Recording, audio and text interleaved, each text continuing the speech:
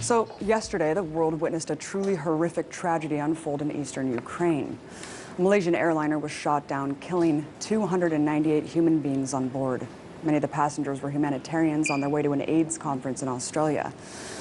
Unfortunately, the media coverage from all sides has been truly disappointing. Within hours, the Sun immediately declared the missile as Putin's, and neocons were given a platform across corporate media to seize upon the tragedy and resurrect Cold War fervor, urging the West to, quote, confront the Russian regime. Look, speculation on all sides in the mere hours after any large-scale disaster is abhorrent, irresponsible journalism, and does a great disservice to the 298 victims of this crime who lost their lives.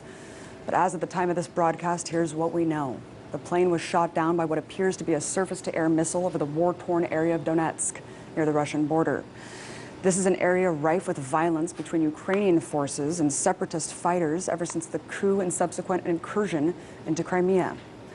And just like the U.S. giving support to the tune of $5 billion on the ground in Ukraine, Russia has been logistically backing the rebels in this territory, according to NATO officials.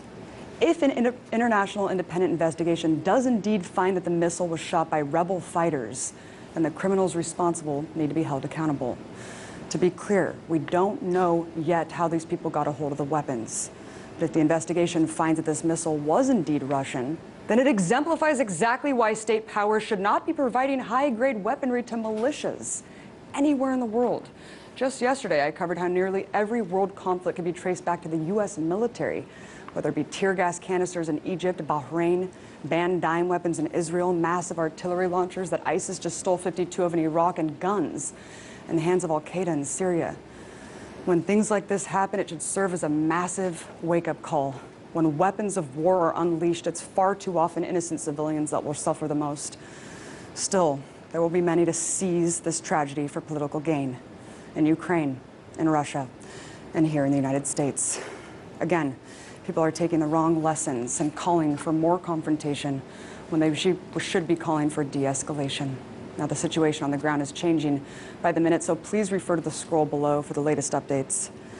Let's take heed of the sensitive nature of this calamity. Let's wait until the facts are revealed, because right now, all we can do is mourn for the victims that died and make a much more concerted effort of reining in state-sponsored instruments of death worldwide.